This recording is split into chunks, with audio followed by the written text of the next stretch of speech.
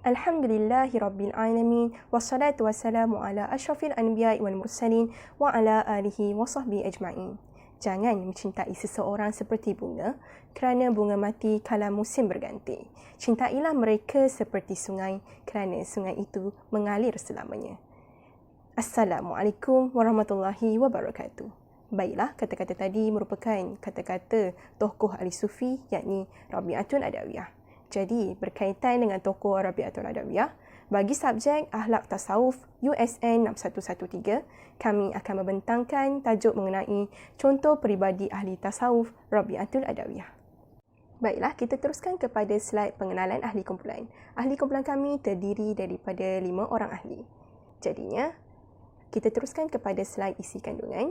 Okey, ini merupakan antara sub-sub topik yang akan diperbincangkan di dalam pembentangan kita dan akan dirungkaikan dengan lebih jelas lagi oleh setiap pembentang sebentar nanti.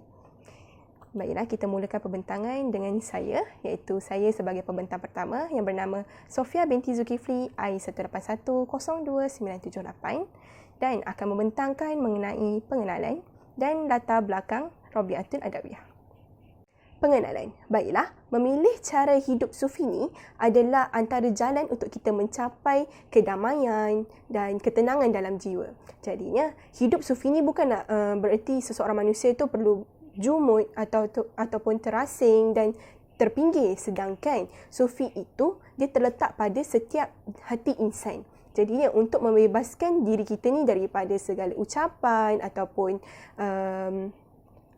bisikan dan amalan syirik yang bertentangan dengan agama Islam. Jadinya sejak awal Islam lagi, sejarah Islam ni dia telah menyambut kehadiran wanita yang diiktiraf sebagai wanita-wanita solehah. Jadinya ini membuktikan bahawa agama Islam ni melayani setiap jantina tu secara saksama dan telah memberikan kemuliaan terhadap kaum wanita tu dan kaum lelaki sendiri. Jadinya tanpa kita melihat kepada perbezaan jantina. Jadinya Allah juga telah menegaskan di persamaan tersebut dalam surah An-Nisa ayat 124 yang berbunyi wa man ya'mal minas salihati min dzakarin aw untha wa huwa mu'minun fa ulaika yadkhuluna al-jannata wa la yuzlamuna naqira, yang bermaksud barang siapa yang mengerjakan amal soleh baik lelaki mahupun perempuan sedangkan ia orang yang beriman, maka mereka masuk ke dalam syurga dan mereka tidak dianiaya sedikit pun. Jadinya, persoalan cinta ilahi ini ditonjolkan oleh para sufi, bukannya hanya di bibir saja, dengan bertasbih, bertahmid, bertakbir, malah ditonjolkan melalui penghayatan dalam setiap gerak-geri mereka. Jadinya, inilah kehebatan sufi bahawa diorang sangat menjaga di setiap pergerakan mereka, setiap gerak-geri, setiap apa jua yang diorang lakukan itu, diorang tidak melakukan perkara-perkara yang lara. Mereka akan pastikan setiap pergerakan mereka itu disusuli dengan perkara-perkara yang bermanfaat seperti mereka akan bertasbih, berzikir, memuji Allah dan senantiasa untuk mengingati Allah Subhanahu Wa Taala. Latar belakang Rabi'atul Adawiyah. Baiklah, di sini saya sertakan beberapa poin supaya lebih memahami dan lebih ringkaslah untuk kita mempelajari tentang latar belakang Rabi'atul Adawiyah. Jadinya, poin yang pertama adalah antara senarai wanita sufi yang terkenal dalam sejarah Islam. Jadinya, nama sebenar Rabi'atul Adawiyah ni adalah Rabi'ah binti Ismail Al-Adawiyah atau lebih dikenali dengan nama Rabi'ah Al-Adawiyah. Iaitu beliau ni dilahirkan sekitar awal kurun kedua Hijrah dan berhampiran dengan kota Basrah, Iran. Jadi poin yang kedua adalah bapanya hanya memiliki sebuah perahu kecil yang dijadikan mata pencarian untuk menyara kehidupan mereka sekeluarga. Jadinya bapa Rabi'atul Adawiyah ni sebenarnya merupakan seorang guru agama yang warak namun terpaksa menjadi pendayung sampan untuk menyeberangi ke sungai Dijlah. Jadinya, untuk menarik minat penumpang-penumpang untuk menaiki sampan beliau, jadinya beliau akan mendendangkanlah lagu-lagu yang merdu supaya lebih ramailah tarikan untuk ke sampan bapanya Rabi'atul Adawiyah. Jadinya, Rabi'atul Adawiyah ni sejak kecil lagi sentiasa di samping ayahnya hinggalah beliau dewasa. Jadinya, dari beliau kecil tu, beliau sering memerhatikan yang bapanya ni selalu melakukan ibadah kepada Allah dengan membaca Al-Quran, berzikir. Selain itu, beliau juga melakukan amalan tersebut sebagaimana yang pernah dilihat dan didengari daripada bapanya. Jadinya secara tidak langsung, amal ibadah tersebut telah membentuk diri Rabi'atul Adawiyah tu dengan lebih berakhlak mulia dan matang dalam berfikir. Kita teruskan kepada poin yang ketiga, iaitu pada akhir kurun pertama Hijrah, keadaan hidup masyarakat Islam dalam pemerintahan Bani Umayyah yang sebelumnya terkenal dengan ketakwaan telah mulai berubah. Ini pergaulan ketika itu semakin bebas dan orang ramai pun lebih mengejar-ngejar kekayaan dan ibaratkan time tu ketika itu perkara-perkara lara tu sudah menjadi kebiasaan. Jadinya namun begitu, Allah telah memelihara sebilangan kaum muslimin agar tidak terjerumus ke dalam fitnah tersebut. Pada masa itulah muncul gerakan baru yang dinamakan Tasawuf Islami yang dipimpin oleh Hasan Al-Basri dan pengikutnya terdiri daripada lelaki dan wanita. Mereka menghabiskan masa dan tenaga untuk mendidik jiwa dan rohani mengatasi segala tuntutan hawa nafsu demi mendekatkan diri kepada Allah sebagai hamba yang benar-benar taat dan bertakwa. Peringkat kedewasaan Rabi'atul Adawiyah. Jadinya, kehidupan Rabi'atul Adawiyah ni menjadi serba sempit ketika mana beliau kehilangan kedua ibu bapa beliau. Jadinya di sinilah beliau terpaksa untuk bergantikan tempat ayahnya untuk mencari sumber rezeki dengan mendayung sampan. Jadinya di sini saya sertakan 3 poin. Jadinya kita akan membahaskan dan memperincikan daripada setiap poin itu. Jadinya Rabi'atul Adawiyah ini juga merupakan seorang manusia biasa seperti kita juga dan tidak terlepas daripada ujian. Jadinya untuk membuktikan keteguhan iman itu, ada riwayat yang mengatakan beliau ini terjebak ke dalam kencang maksiat. Jadinya, namun dengan limpah kurniaan Allah menarik semula beliau ke dalam jalan taubat.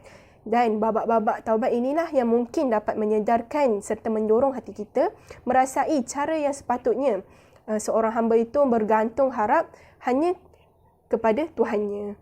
Jadinya, kita pergi kepada poin yang pertama, iaitu Rabi'atul Adawiyah menggantikan tempat ayahnya sebagai pendayung sampan dan mendendangkan lagu yang merdu.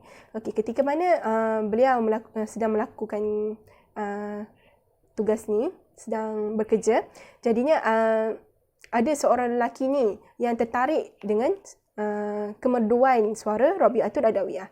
Jadinya, lelaki ini telah membawa Rabi'atul Adawiyah ni untuk dipersembahkan kepada raja dan beliau terpaksa untuk berkhidmat dengan raja tersebut. Jadinya setiap hari Rabi'atul ni menyanyi dan menuangkan arak kepada raja dan tetamu-tetamu raja. Kita teruskan kepada yang kedua, iaitu suatu hari timbullah kesedaran di dalam hatinya merasa insaf dengan segala perbuatan dengan kejahilannya itu. Sedangkan bapanya adalah seorang guru agama. Jadinya ketika inilah dari hari tersebut Rabi'atul Adawiyah ni dah tak mahu lagi untuk menyanyi ataupun menuangkan arak. Beliau ni sering untuk berduduk bersendirian dan berzikir kepada Allah. Jadinya untuk cabaran-cabaran Rabi'atul Adawiyah ni akan diperjelaskan oleh presenter selepas ini. Jadinya saya teruskan kepada yang ketiga, iaitu beliau merupakan insan yang enggan berkahwin. Rabi'atul Adawiyah ada mengatakan bahawa perkahwinan itu memang perlu bagi sesiapa yang mempunyai pilihan. Adapun aku tidak mempunyai pilihan untuk diriku, aku adalah milik Tuhanku dan di bawah perintahnya aku tidak mempunyai apa-apa pun.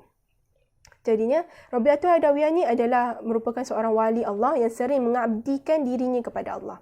Jadinya, kesabaran dan perjuangannya harus dicontohi oleh wanita Islam hari ini. Jadinya, walaupun sejarah hidupnya itu bermula daripada seorang wanita yang tidak mentaati Allah, tetapi akhirnya beliau memilih jalan sufi dalam mencari ketenangan dan keredaan Allah SWT. Kita pergi kepada slide yang seterusnya. Jadinya, antara yang dapat disimpulkan mengenai latar belakang kehidupan Rabi'atul Adawiyah, saya berikan 7 poin di sini, iaitu Rabi'atul Adawiyah telah dididik oleh bapanya untuk menjadi muslimah yang berjiwa bersih. Yang kedua, Pendidikan yang diberikan oleh bapanya kepada Rabi'atul Adawiyah adalah bersumberkan Al-Quran semata-mata demi untuk menjaga jiwa beliau agar menjadi muslimah yang berjiwa bersih. Yang ketiga iaitu sejak kecil lagi Rabi'atul Adawiyah sememangnya berjiwa halus, mempunyai keyakinan yang tinggi dan keimanan yang mendalam.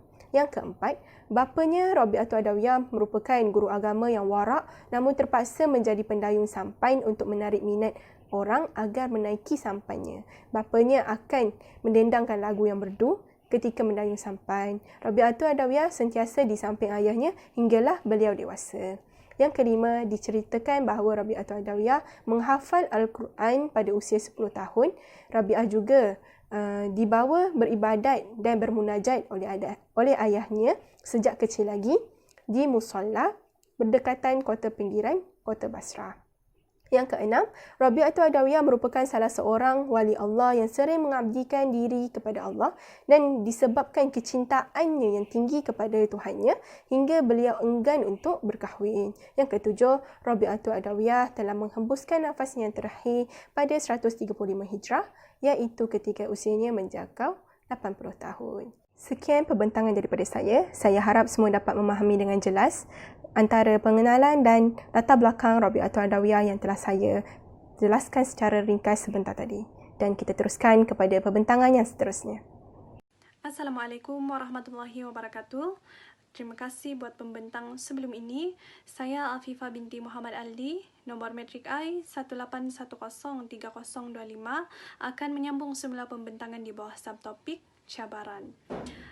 Apakah sebenarnya cabaran-cabaran yang pernah ditempuhi oleh Rabi'atul Adawiyah sepanjang kehidupannya?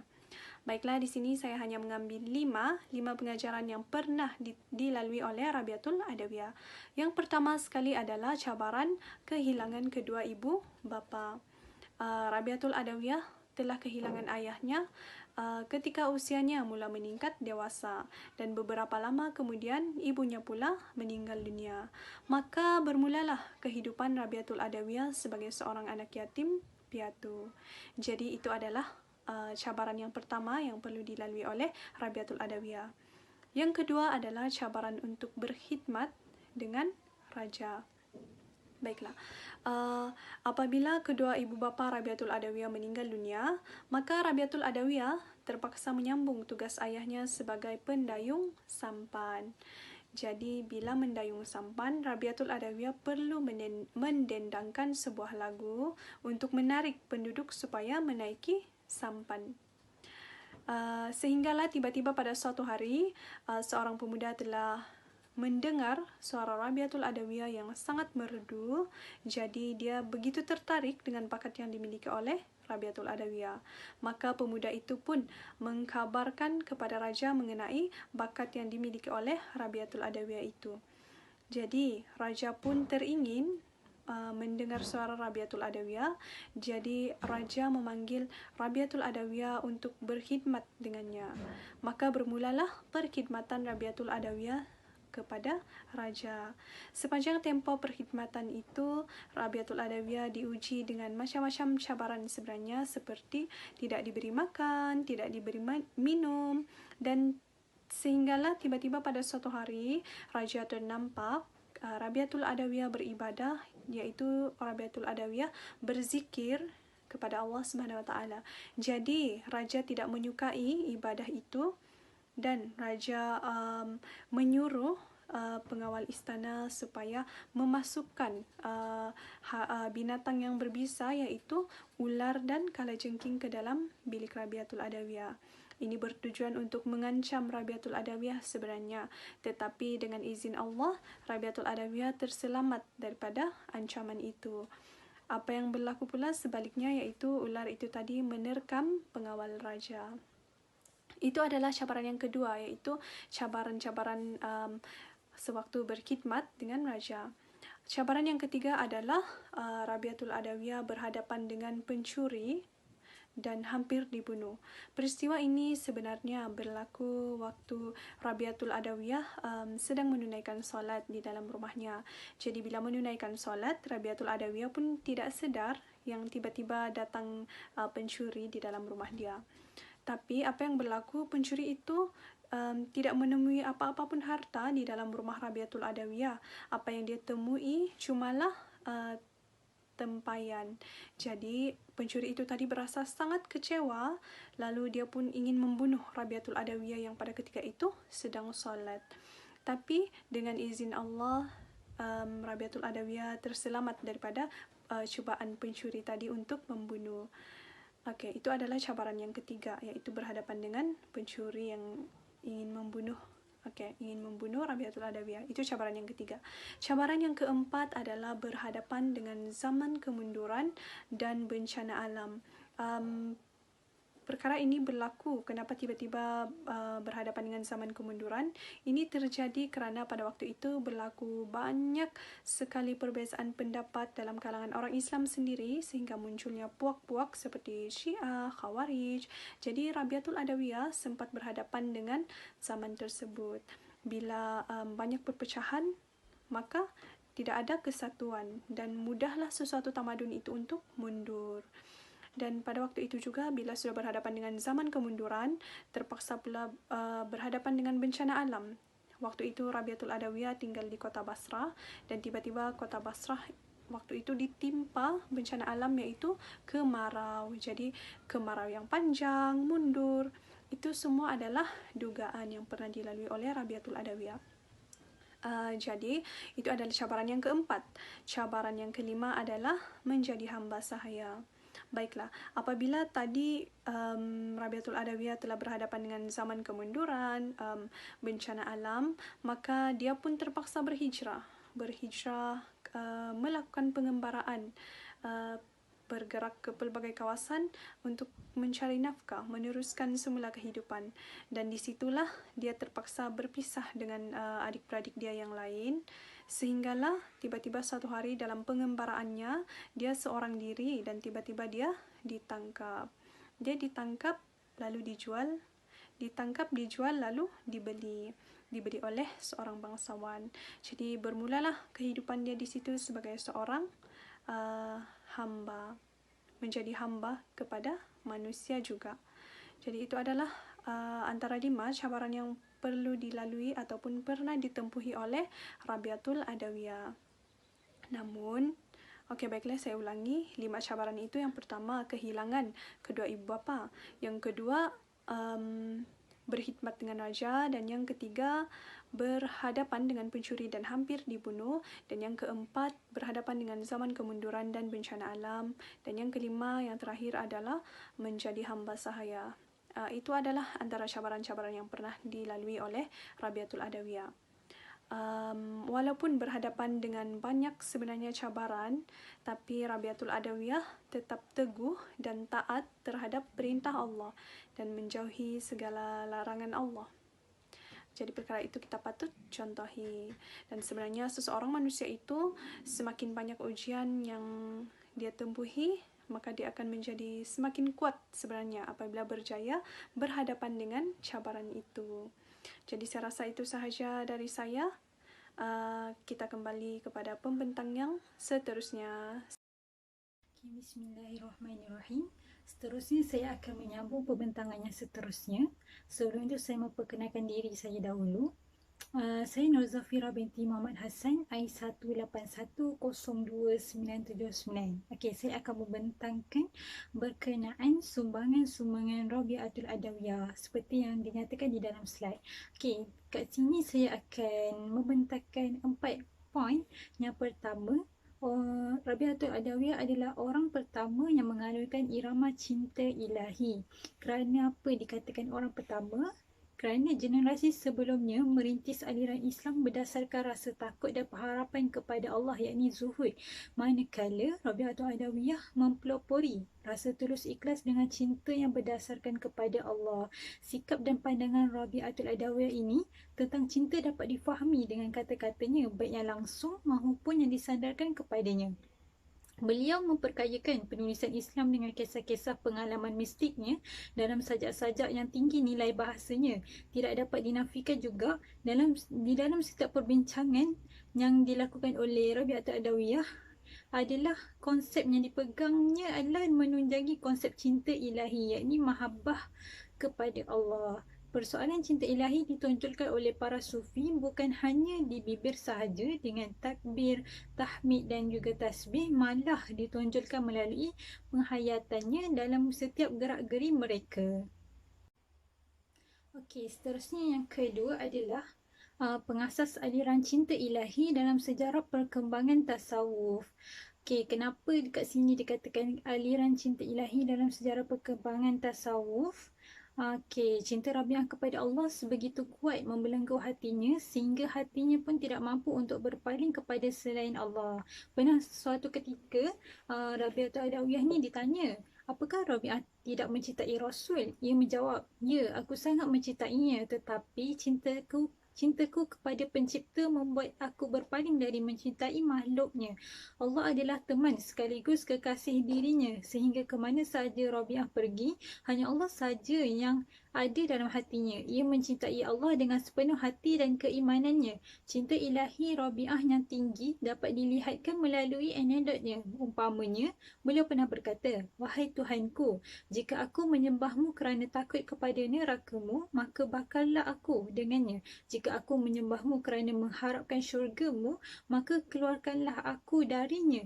Tetapi sekiranya aku menyembahmu semata-mata kerana cintaku kepadamu, maka janganlah engkau menutup keindahan wajahmu yang abadi dari pandanganku. Sebegitu sekali ungkapan Rabi'atul Adawiyah. Baik, yang seterusnya, yang ketiga adalah membahagikan cinta kepada dua, yakni Rabi'atul Adawiyah membahagikan kepada dua. Yang pertama, cinta hawa. Yang kedua, cinta kerana Allah, yakni cinta yang tiada cinta lain, hanya semata-mata kerana Allah. Baik, cinta hawa itu harus menutup yang lain selain sang kekasih atau yang dicinta, iaitu bahawa seorang sufi harus berpaling dari masalah dunia serta keseronokannya, manakala cinta semata-mata kerana Allah adalah cintakannya secara keseluruhan tanpa mengharapkan balasan. Dengan cinta yang demikian itu, setelah melepasi tahap-tahap sebelumnya, seorang sufi mampu mencapai makrifat dari hati yang telah dipenuhi oleh rahmatnya. Okey, pengetahuan makrifat itu datang terus sebagai pemberian dari Allah. Menurut Al-Qushairi, cinta hampir tidak dapat didefinisi dengan kata-kata, bahkan tidak dapat diungkap dengan mana-mana pengertian. Tetapi, cinta ini hanya dapat dirasai kerana cinta sejati tidak memerlukan ungkapan. Meskipun tidak dapat diungkap, namun menurut Al-Qushairi, cinta ilahi ditandai dengan beberapa perkara, iaitu kejernihan hati dengan cinta kasih, kecenderungan abadi yang menusuk kalbu orang yang sangat mencintai, mendahulukan Tuhan yang dicintai daripada diri sendiri, kesetiaan tidak berbelah bahagi pada Tuhan yang dicintai, menggapai ketaatan dan menentang kederhakaan, memuji sifat-sifat indah yang dimiliki Tuhan, dan melupakan sifat-sifatnya sendiri, yakni sifat diri sendirilah. Atau dengan kata lain, cinta ilahi akan membawa seseorang redha, iaitu memberikan ketaatan tanpa disertai sebarang syak wasangka, iaitu kerinduan yang mendalam untuk bertemu Tuhannya. Baik, yang terakhir sekali adalah yakni yang keempat, tokoh wanita yang telah mempopularkan konsep mahabbah di kalangan ahli sufi. Okey, di sini Rabi'ah telah membahagikan konsep mahabbah ni kepada 3 perkara. Yang pertama adalah memeluk kepatuhan kepada Allah dan membenci sikap mengingkarinya, yakni kena taat dan patuh kepada Allah, dan jangan sesekali kita melakukan perkara-perkara yang menyebabkan Allah murka kepada kita. Okey, yang kedua, menyerahkan seluruh diri kepada yang dikasihi. Yakni siapa yang dikasihi adalah Allah Subhanahu Wa Taala. Kita tidak boleh menyerahkan diri kita kepada makhluk ataupun selain daripada Allah. Yakni kita sembah kepada Tuhan yang selain daripada Allah, Tuhan lain, ataupun kita lebihkan makhluk daripada Allah. Yang ketiga, mengosongkan hati dari segala-galanya kecuali yang dikasihi. Kat sini, hati kita tidak boleh ada perasaan cinta terhadap dunia, cinta terhadap makhluk melebihi daripada cinta terhadap Allah. Maka di sini Rabi'ah telah menegaskan bahawa kita hendaklah mengosongkan hati kita dari segala-galanya kecuali yang dikasihi. Yang dikasihi adalah Allah SWT. Okey, Abu Nas As-Sarraj At-Tusi mengatakan, cinta para sufi dan makrifat itu timbul dari pandangan dan pengetahuan mereka tentang cinta abadi dan tanpa mengharap balasan daripada Allah. Cinta itu timbul tanpa ada maksud dan tujuan apapun. Apa yang diajarkan Rabi'atul Adawiyah melalui mahabbahnya sebenarnya tidak jauh berbeza dengan apa yang diajarkan oleh Hasan Al-Basri dengan konsep khauf, yakni takut, dan rojak, yakni harapan. Okey, itu saja daripada saya. Seterusnya kawan saya akan menyambung untuk pembentangan yang seterusnya. Okay, Assalamualaikum warahmatullahi wabarakatuh. Nama saya Siti Nur Hafizatul Adha binti Maizin.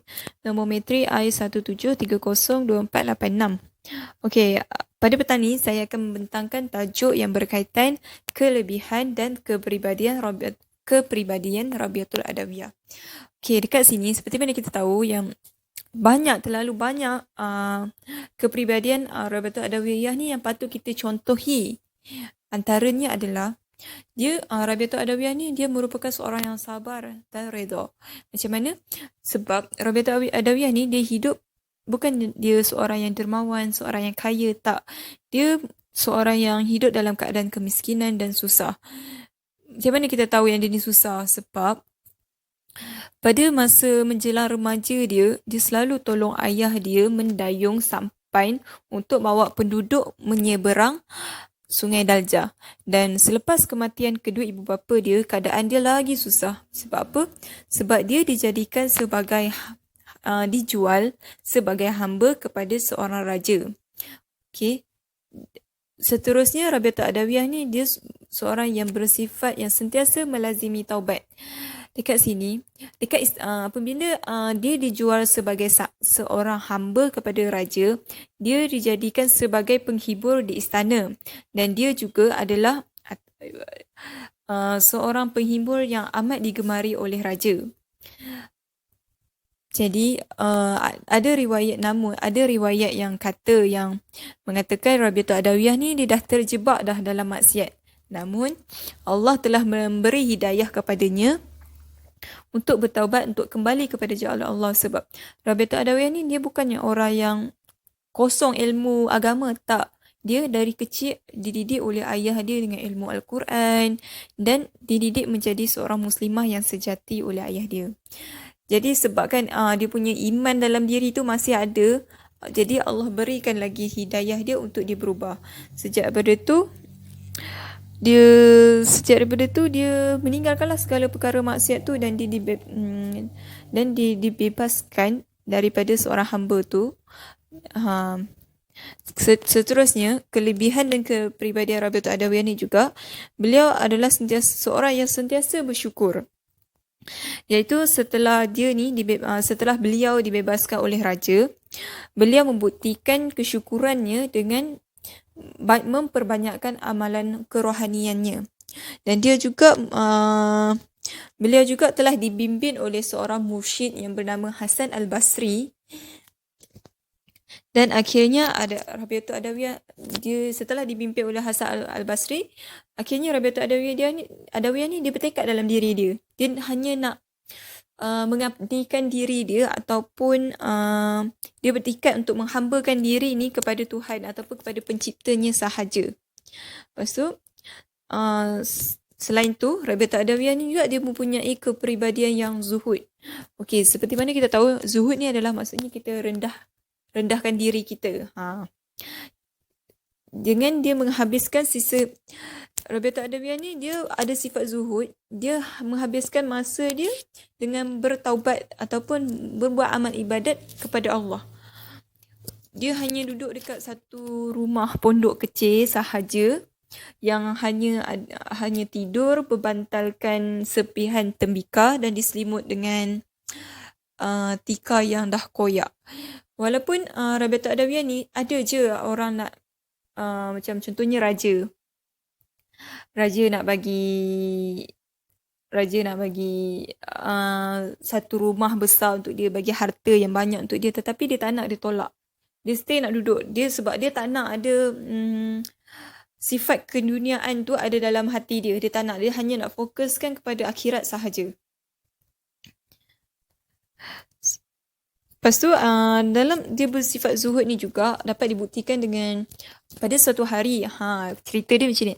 Pada suatu hari ada seorang pencuri tu. Dia kelaparan dan dia berjalan dekat satu kampung. Satu kampung tu ataupun satu kawasan tu tak ada rumah pun. Lepas tu dia jalan-jalan, dia jumpa satu pondok dekat atas bukit. Satu pondok tu je ada yang kat dalam kawasan tu. Jadi dia pun dalam hati dia macam, mesti ada makanan, mesti ada something kat situ yang boleh dicuri. Jadi dia pun pergi. Rupanya dia pergi dekat pondok Rabiatul Adawiyah tu tak ada apa. Kosong. Tak ada apa yang dia boleh curi. Jadi Rabiatul Adawiyah kata, kat rumah aku ni tak ada apa yang boleh dicuri. Kalau kau nak ambil, ambillah tembikar yang ada tu. Jadi dia pun, pencuri tu pun macam, aku nak ambil apa kan? And then, pencuri tu pun nak keluar. Bila pencuri tu nak keluar, Rabiatul Adawiyah berpesan pada pencuri tu. Dia kata, wahai pencuri, kau ambillah semayang dan ambillah semayang dan solatlah. Dan pencuri tu pun dengar. Dia ambil semayang dan dia solat. Bila dia solat tu, pencuri tu dia rasa macam dia tak pernah rasa ketenangan yang dia tak pernah rasa sebelum ni. Ketenangan dan kemanisan dalam jiwa dia tu, dia tak pernah rasa sebelum ni. Jadi dekat situ membuktikan yang Rabiatul Adawiyah ni dia bukan sahaja bersifat zuhud, tapi dia pemurah, seorang yang sangat-sangat pemurah. Okay. Seterusnya yang terakhir, Rabiatul Adawiyah ni dia mempelopori rasa cinta dia kepada Allah dengan tulus ikhlasnya cinta kepada Allah. Jadi dia nak menunjukkan yang dia cinta kepada Allah tu, dia banyak buat karya-karya ataupun karya-karya Islam dengan menggunakan kata-kata dia. Biasakan kalau orang karya-karya Islam kan dia ditulis apa semua, tetapi tak, Rabiatul Adawiyah ni dia mengeluarkan, dia nak buktikan ataupun dia macam mana dia nak kongsikan kisah-kisah sufi dia melalui kata-kata, iaitu seperti sajak dia ataupun syair-syair dia yang sangat-sangat tinggi bahasa dia, untuk menunjukkan kecintaan dia kepada penciptanya ataupun kecintaan dia kepada Allah Subhanahu Wa Taala. Okey, itu saja kepribadian dan kelebihan Rabiatul Adawiyah. Assalamualaikum warahmatullahi wabarakatuh. Saya Khairunisa binti Ahmad Junid, I1810295 akan menyambung pembentangan yang seterusnya dalam poin pengajaran dan juga kesimpulan. Pengajaran yang dapat diperoleh daripada kisah kepribadian Rabiatul Adawiyah ini dapat saya simpulkan kepada 4 pengajaran. Yang pertama ialah bertaubat dan mencari keredaan Allah. Seperti yang kita tahu, Rabiatul Adawiyah ini merupakan seorang Sri Kandi Allah yang mana beliau rajin untuk melakukan ibadah kepada Allah, mencari keredaan dan juga bertaubat. Maksudnya di sini beliau sentiasa mencari jalan untuk bertaubat kepada Allah jika beliau merasakan melakukan sesuatu yang tidak seharusnya, dan beliau akan bermunajat di malam hari dan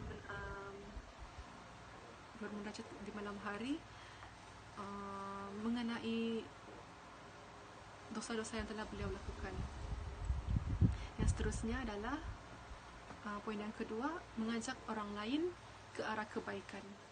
Pada poin ini diceritakan dalam satu kisah dalam Rabiatul Adawiyah ini, seorang pencuri telah masuk menyelinap ke dalam rumah Rabiatul Adawiyah.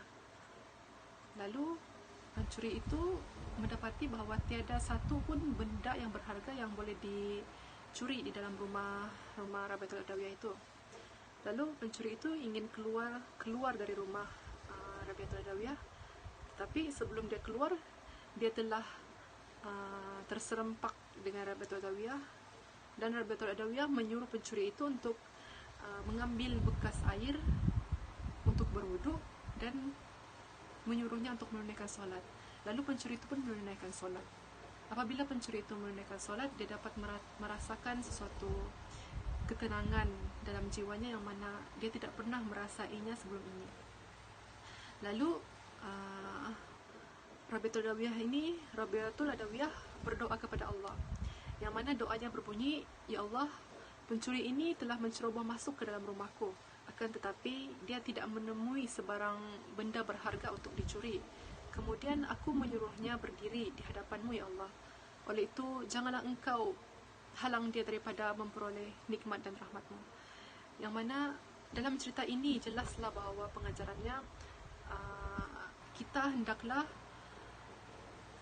berusaha mengajak orang lain ke arah kebaikan tanpa melihat latar belakang orang lain itu macam mana.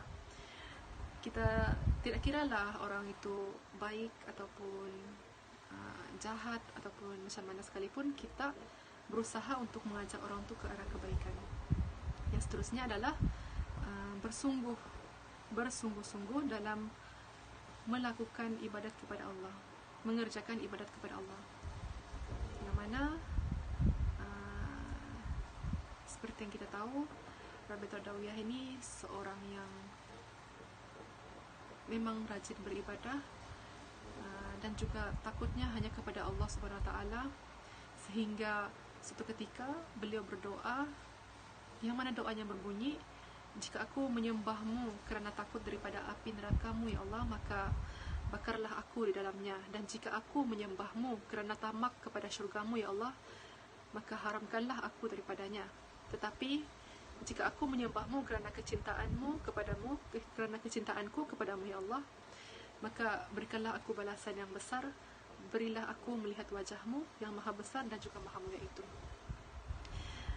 Di sini kita dapat lihat bagaimana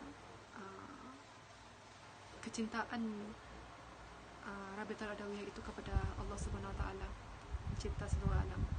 Seterusnya adalah pengajaran yang seterusnya, berserah diri kepada Allah, yang mana pengajaran ini boleh kita lihat dalam satu lagi kisah kepribadian Rabiatul Adawiyah, yang mana beliau menyerah diri kepada Allah.